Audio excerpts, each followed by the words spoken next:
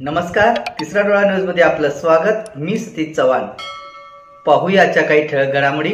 सांगलीत छत्रपती शिवाजी महाराज यांच्या जयंती उत्सवाला मोठ्या थाटामाटात आणि उत्साही वातावरणात सुरुवात झाली।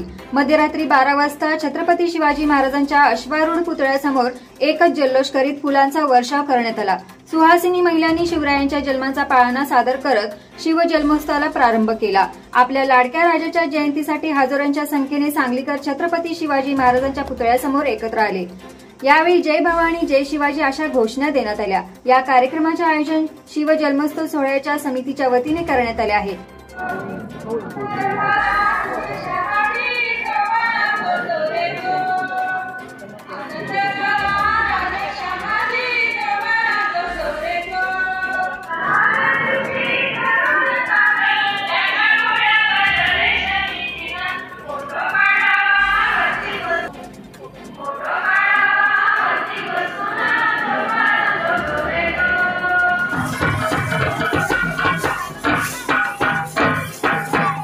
आलेल्या सर्व भाविकांचं, शिवभक्त शिवप्रेमींचं, रॉयल यूथ फाउंडेशन